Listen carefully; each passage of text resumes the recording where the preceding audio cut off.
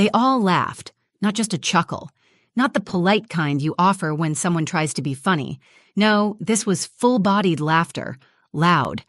Echoing off the walls of my mother's dining room, it rang in my ears like a cruel joke that I was the punchline of, and somehow everyone else was in on it. I sat there, still holding the box in my lap, a dainty floral print, probably from a gift shop. Inside were napkins. Fancy ones, sure, but napkins. My fingers ran over the soft paper, the delicate embroidered edge, and then I heard her voice. "You clean up after everyone anyway," my mom said, grinning like it was the most hilarious thing she'd ever said. And everyone, my sister Talia, my Uncle Dean, even my usually stoic Grandpa Frank, burst into laughter. I felt the heat creep up my neck. My throat tightened. I tried to swallow, but the lump in my chest wouldn't budge. My jaw clenched so tightly I could hear the faint click in my ears. Still, I didn't say anything. I couldn't. I just stared down at those napkins, feeling the weight of years crash down on me all at once. Talia sat across the table, proudly wearing Grandma's gold watch, the same one I used to admire as a little girl, standing at her vanity while she told stories of the old country.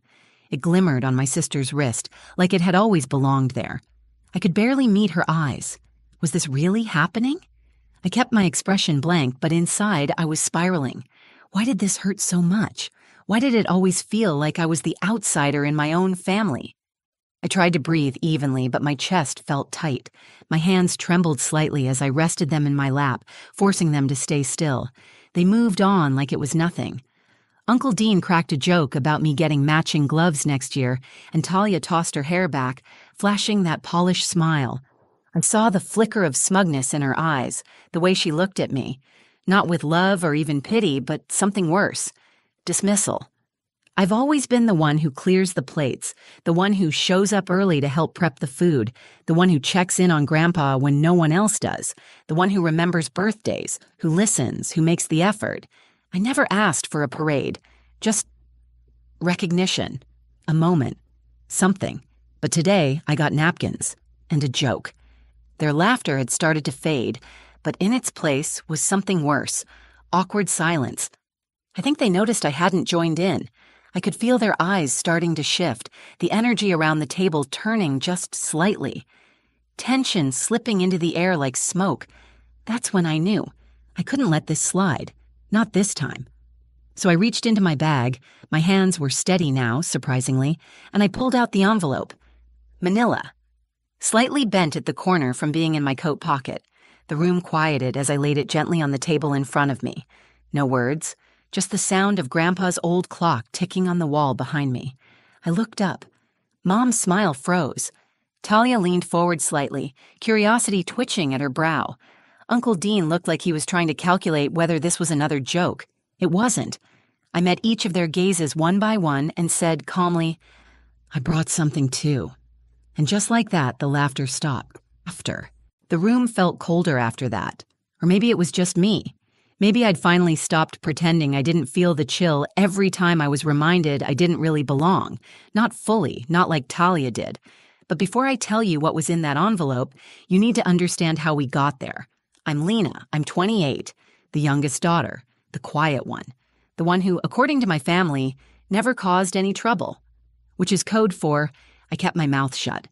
I smiled through the passive comments. I handled the messes, literally and emotionally. We were raised in a house where Talia was the storm and I was the clean-up crew. Talia has always been radiant, confident. She made straight A's, got scholarships, started her own business, and somehow always had time to update Mom on every single accomplishment. It's not that I didn't do well. I have a good job. I work in nonprofit accounting. I bought my own little condo last year, but nothing I did ever sparkled quite the same way. When I got promoted, Mom sent a thumbs-up emoji. When Talia made a podcast guest appearance, there was a full-on family brunch. It became a pattern, a painful, exhausting one I got used to, until I almost forgot it should feel different. This dinner, it was supposed to be Talia's birthday weekend celebration, a small family thing. Mom insisted on hosting at her house, the same one we grew up in, same creaky floors, same chipped plates, same familiar tension under all the smiles. When I arrived, I was greeted with the usual: a half hug from Mom, a distracted wave from Talia, and Grandpa Frank patting the seat next to him. He's never been loud or overly affectionate, but we've always had an unspoken bond. I think he saw through the noise, saw me, even if he never said much. As his health declined over the past year, I was the one who took him to doctor's appointments, managed his medications, and made sure he got to spend time at the park, his favorite place. No one really asked how that was going. They just said, "Thanks, Lena," like it was a favor, not family. That night, I helped set the table, of course, arranged the candles, brought over wine I knew Mom liked, even though she never mentioned if she appreciated it. I even baked Talia's favorite cake, lemon with raspberry filling. And no one noticed that I brought it in a box because I had to rush from the office, still wearing my work blazer. It was like being cast in a role I never auditioned for. The helper, the quiet one, the one who always has her hair pulled back and her sleeves rolled up. And when Mom handed Talia the gold watch, our grandmother's watch, the one she used to let me try on while brushing my hair in her bedroom, I knew exactly what was happening. Talia laughed, wrapping it around her wrist like it belonged there. And I held a box of napkins, feeling like a background character in my own story. But that envelope was the first time I ever stepped out of the script they'd written for me.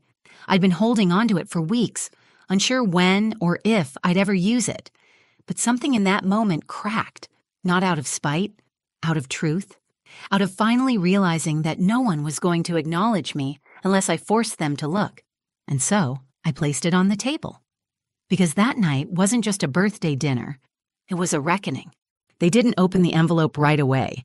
I think part of them assumed it was just another Lena thing, some polite gesture or overly practical paperwork, maybe even another joke. But I wasn't smiling. I hadn't been since the napkin box landed in my lap. Mom glanced at it, then at me. Her lips parted slightly, like she was about to say something but changed her mind. Talia raised an eyebrow, twirling the gold watch on her wrist, and muttered, "Okay, dramatic." Uncle Dean laughed again, the kind of chuckle people use when they're uncomfortable but trying to play it cool. I didn't respond. I just sat there, hands folded in my lap, steady and silent. They didn't know what I knew. They didn't know what I had done. Let me take you back a few months. It was a rainy Tuesday, the kind where the sky stays gray all day and everything feels heavier. I had taken Grandpa Frank to his doctor's appointment. He was quieter than usual on the drive, his hands folded on his lap, staring out the window. When we got to the parking lot, he turned to me and said, "You know I trust you, right?" His voice was rough with age, but still clear. I nodded, confused. "Of course, Grandpa." He exhaled slowly and looked straight ahead. "I want to change my will." At first, I thought I misunderstood. I asked him why. He said, "Because I've watched how this family treats you. And I've watched how you treat this family, and only one of those things deserves to be remembered." That hit me like a gut punch, so I helped him. I took time off work, found an estate attorney, drove Grandpa to every appointment, made sure it was all legal, all notarized, all quiet. He left most of his remaining savings to me, modest but meaningful, but the part that would sting them the most? He left me the house we were currently sitting in, the house they all assumed would either go to Mom or be sold and split, the house I used to sneak cookies in as a kid, curl up with Grandpa on stormy nights, and later clean when no one else would. They had no idea. I didn't tell them because I wasn't sure I ever would. I didn't want to feel like I had to win something to matter. But tonight, the napkins, the laughing, something about it made my heart harden in a way it hadn't before. It wasn't just the gift, it was the message. You're the servant. You're the afterthought.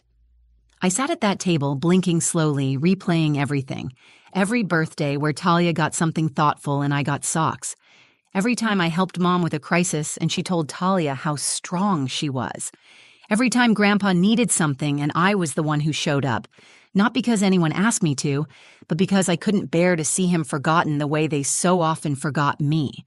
The injustice swelled in my chest like rising water, so I said it, clear and calm. I brought something too. And now they were staring. No one touched their wine. No one reached for dessert. Just silence. Talia looked uncomfortable for the first time all evening, Mom's brow furrowed. Uncle Dean shifted in his chair. They knew it wasn't just napkins. And that's when I realized this wasn't about revenge. It was about visibility, about finally speaking in a room where I'd been invisible for too long. They had laughed at me, but they wouldn't be laughing much longer. My fingers tapped the edge of the envelope as the silence stretched across the table like fog. I wasn't rushing this moment. For once, I wanted them to feel the weight of not knowing, to sit in the uncertainty I had lived in for years, wondering how I fit in, questioning my worth, waiting for someone to notice. Mom cleared her throat. "Lena, what is this?" Her voice was softer now, less amused, more cautious. I think she knew, on some level, that whatever this was, it mattered. I looked at her, not with anger, not anymore, just clarity. "It's from Grandpa," I said quietly. "Something he asked me to take care of a few months ago." Talia scoffed. "Oh, please, what, his grocery list?" I didn't flinch. I didn't need to. That kind of defensiveness doesn't come from confidence. It comes from fear. And deep down, she knew it too. Grandpa shifted in his seat. He hadn't spoken much all night, but now he raised his head and looked at Mom. Then Talia. Then me. "She helped me with everything," he said simply. His voice cracked a little. "When I couldn't drive, when I couldn't think straight, when I didn't want to admit I was scared." His words lingered in the air, settling over the table like a blanket we hadn't asked for. Uncle Dean scratched the back of his neck. "So, what, this is some medical stuff?" I almost laughed, not out of humor, but from the absurdity of how deep their denial ran. "No," I said, "it's legal. It's the updated will." That hit like thunder. Talia's mouth fell open slightly. Mom leaned back in her chair, blinking rapidly. Uncle Dean stopped chewing whatever was still in his mouth. "You changed his will?" Talia asked, her voice tight and high. "No," I corrected. "Grandpa changed it. I helped him do it properly because he asked me to." I reached for the envelope and opened it, sliding the papers across the table toward them. I had highlighted the key points, Grandpa's wishes, the signatures, the witness statements. There was nothing shady, nothing sneaky, just truth. Finally on paper. The house. Grandpa's remaining accounts, personal letters, instructions for his care, even a note explaining why he made the changes. I had no idea if they'd actually read it, but I needed them to see it. Mom stared down at the documents like they were in a different language. Her face had gone pale, lips pressed tightly together. I didn't know he was thinking about this," she whispered. "That's because no one asked," I said, quieter than I meant to, but the words still cut through the room. No one really saw him, or me. It wasn't anger that filled me anymore. It was something deeper, a kind of grieving, not for what was lost, but for everything that had never been there to begin with. The approval I kept chasing, the affection I thought I had to earn. That night, I didn't raise my voice. I didn't cry. I didn't beg to be understood. I simply told the truth. "I never wanted the house," I said. "I wanted to be treated like I mattered." Talia leaned back in her chair, arms crossed, eyes narrowed. "So this is your way of getting back at us?" I looked at her. Really looked at her. This is my way of stepping out of the shadow you all were perfectly fine leaving me in." And with that, I stood up. I didn't need to stay for their reactions. Not right away. I'd said what needed to be said. I had taken the one thing no one ever gave me. Space. And in that moment, for the first time in my life, I felt like the most powerful person in the room. I didn't storm out. That would have been too easy, too loud, too dramatic. I just stepped back from the table and let the silence do what my voice never could, force them to feel something. But I didn't leave. I stood near the doorway, hands lightly folded, watching as they slowly, almost reluctantly, leaned over the papers I had just placed in front of them. Grandpa's signature was there, clear and deliberate. Witnessed, dated. The revised will left no room for question. Talia was the first to speak. This can't be real." Her voice was trembling now, a crack in the polished surface she wore like armor. "Why would he leave you the house and everything else? What about Mom? What about me?" I could feel my heartbeat slow. It wasn't joy. It wasn't revenge. It was just stillness. A calm I hadn't felt in years. Grandpa looked up. Because she earned it.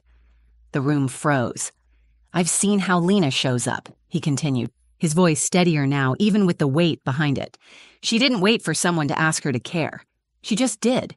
She never asked for recognition. But that doesn't mean she didn't deserve it. Mom opened her mouth, but no words came. She stared at the table, jaw tight, hands clasped like she was bracing for something. I'm not saying you're not my daughter, Mira, Grandpa added, looking at my mother. But Lena was there when it counted.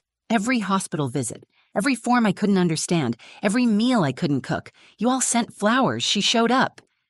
The truth of his words hit harder than anything I could have said. I turned toward Mom, but she wouldn't look at me. I searched her face for anything, guilt, regret, even surprise, but all I found was the blank expression of someone being forced to confront a truth they had spent years ignoring. Talia, on the other hand, was unraveling. Her eyes were glassy, her fingers clenched tightly around her wine glass like it was anchoring her to reality. You didn't tell anyone, she snapped. You just let us sit here like fools. I met her gaze. I let you treat me how you've always treated me. This time, the only difference is there's something on paper to show for it. Uncle Dean mumbled, Well, damn. He looked almost impressed, if not mildly horrified. He leaned back, rubbing his jaw. Guess you were always the quiet one, huh? I let that sit for a second. Then I said, Not anymore. No one laughed. I looked at the dining table, still half covered in dishes and crumbs from the cake I'd made. The napkin box sat untouched beside my plate. For a fleeting moment, I wanted to leave it there, let it rot in symbolism, but instead I picked it up, held it like it meant something. Then I turned to my mom. I'm not angry anymore, I said. I'm just done asking for what should have been given freely. Her eyes finally met mine, just for a moment, and in that moment, I saw it. Not understanding, not an apology, but something close. Recognition. That was enough. I walked toward the door, the napkin box tucked under my arm like a trophy for surviving their indifference. Behind me, Grandpa called out, You'll stay in touch, won't you? I smiled. Always. And I meant it. For him, I always would. But for the rest of them? This was the day they finally learned. The quiet ones aren't weak. Sometimes we're just waiting for the right moment to speak loud enough that no one ever forgets. The next morning, the house was quiet. Not just the kind of quiet that settles in after a family gathering, but the kind that feels intentional, heavy, thoughtful. I stayed in the guest room that night, not because I had to, but because Grandpa asked. He didn't want to say goodbye just yet, and neither did I. I woke up early, as I always do, made coffee, and sat on the back porch where Grandma used to keep her plants. Most of them had withered from neglect. I ran my fingers over a dried rosemary stem and wondered how many things in this family had faded in the same way, from lack of care, not time. I heard the front door creak, and a few moments later, Mom stepped out. Her eyes were puffy, not from crying, necessarily, but from the kind of restlessness that follows a reality shift. She sat across from me without a word, wrapping her sweater tighter around her. For a while, we just sat there, listening to the birds, the distant sound of a dog barking down the street. Then finally she said, I didn't know you felt that way. Her voice was quiet, like the words were fighting their way out. I sipped my coffee. You didn't ask. She nodded slowly, staring at a crack in the porch wood. I guess I thought, you were fine. You never made a fuss. You just handled things. I did, because someone had to. The silence between us wasn't hostile, just honest. Then she looked at me, really looked. I'm sorry, Lena. I don't know if I fully believed her yet, but it was the first time I'd heard her say those words, to me in as long as I could remember. That had to mean something. Later that day, I packed my things. Grandpa hugged me tightly before I left, whispering in my ear, You did the right thing, sweetheart. I held on to those words like a lifeline. Talia didn't say goodbye, but I wasn't surprised. Her silence didn't cut me like it used to, because for once I wasn't standing in her shadow. I was standing in my own light. Over the next few weeks, things were different. Uncle Dean sent me a message on Facebook with a gif of someone raising a glass. Respect, it said. I rolled my eyes, but I smiled too. Mom started checking in, texts that weren't just about family logistics. She even asked how work was going, and once she called just to say goodnight. Small things, but I noticed. Talia and I haven't spoken since. I'm okay with that. The house is mine now. Legally, yes, but emotionally too. I visit Grandpa every weekend, and we sit on that back porch and talk about anything but the past. Because the past doesn't need to be relived. It just needs to be seen for what it was. If there's one thing I've learned from all of this, it's that silence is not the same as peace. And being the one who holds it all together doesn't mean you have to be invisible. Sometimes the most powerful thing you can do is stop asking to be seen and simply make yourself undeniable. I never wanted the house or the money or the recognition. I wanted to know that being kind, being consistent, being present mattered.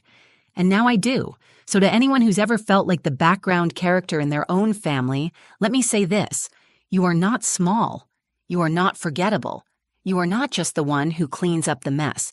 You are the one who knows where everything goes, including your worth. And sometimes, all it takes is one moment of truth to change everything. If this story resonated with you, even just a little, leave a comment below. Tell me if you've ever felt like the one holding things together while everyone else took the spotlight. I read every message, and trust me, your story matters too. And if you know someone who needs to hear this, someone quiet, someone steady, someone who never asks for much, share this video with them. Remind them they're seen.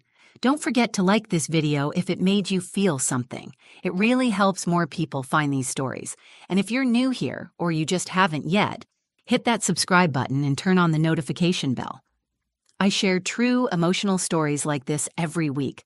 Stories about family, identity, healing, and learning to finally speak up. Because sometimes, the quiet ones are the ones who have the most powerful stories to tell. Thanks for watching. I'll see you in the next one.